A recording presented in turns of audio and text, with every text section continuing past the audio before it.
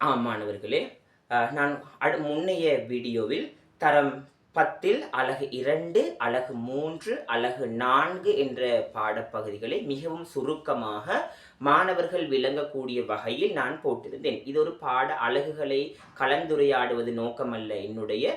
குறிப்பாக மாணவர்களுக்கு ஒரு சிறியதொரு உதவி. எப்படியான விடயங்களை மாணவர்கள் கற்றுக்கொள்ள வேண்டும் என்பதுதான் இந்த காணொலியின் பிரதானமாக நோக்கமே அன்றி வேறொன்றுமில்லை. இப்போது நாங்கள் பார்ப்போம் தரம் 10ன் அலகு 7 உலர் வலய நகரங்களின் வீழ்ச்சியும் அதே மாதிரி தென்மேற்கில் புதிய ராச்சியங்கள் தோற்றம் பெறுதலும். நீங்கள் படித்திருப்பீர்கள் அபோதயா குஸ்ஸியே கம்மிரிஸ்கோ, அனுராதபுரம், புலன்னறுவ, தம்பதனியா, யாப்பகுவ, குருநாகல், கம்பளை, கோட்டை. பிரதானமாக இந்த பாடத்தில் அதிகமாக கேள்விகள் எதிர்பார்க்கப்படலாம் என்று நாங்கள் எதிர்பார்க்கின்றோம். பொதுவாக இந்த பாடத்தை நீங்கள் விளங்கிக் கொள்ள வேண்டும். உலர் வலய நகரங்கள் வீழ்ச்சி. இலங்கையின் பிரதானமான 2 தலைநகரங்களும் அனுராதபுரம், புலன்னறுவை. மிக நீண்ட காலமாக ஆட்சி புரிந்த 2 ராசதானிகள்.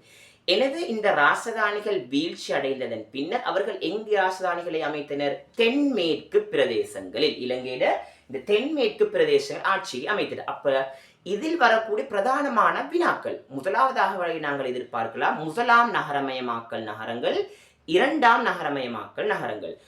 முதலாம் நகரமயமாக்கல் நகரங்கள் என்று நாங்கள் குறிப்பிடுகின்ற பொழுது அனுராதபுரம், புலன்னறுவ.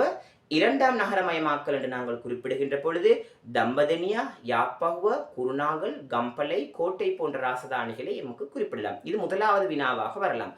அப்படி வராவிட்டால் இப்படியான பல கேள்விகள் 3 வினாக்களுக்குள் வரலாம். குறிப்பாக மாயரட்டை, மலையகரட்டை, ராசரட்டை பிரதேசங்கள் என்ன என்று கேட்கலாம். அப்படி இல்லாவிட்டால் கலிங்க மாகாணின் ஆட்சிக்கு பின்னர் தோற்றம் பெற்ற ராசதானிகள் 3 குறிப்பிடுக. எப்படி கேட்டாவிட்டாலும் நீங்கள் சரியான முறையில் கேள்வியை உமைப்பமையானால் நான் நினைக்கின்றேன் இலகுவான அமைப்பில் உங்களுக்கு விடைகளை எழுதுவதற்கு உகந்ததாக இருக்கும். இது 3 வினாக்கள் சம்பந்தமான வினாக்கள். அதற்கு பிறகு கேட்கலாம் உங்களிடம் புராதன நகரங்களின் வீழ்ச்சிக்கான காரணங்கள். நீங்கள் படித்திருப்பீர்கள் பலவீனமான மன்னர்கள், அந்நியர்களின் ஆக்கிரமிப்பு, பாதுகாப்பின்மை போன்ற முக்கியமான விடைகள் இந்த புராதன நகரங்களுக்குள் இருப்பதை நீங்கள் காணலாம். அதே மாதிரிதான் அடுத்த முக்கியமான ஒரு வினா புலன்னறுவை ராசதானி வீழ்ச்சிக்கான காரணங்கள்.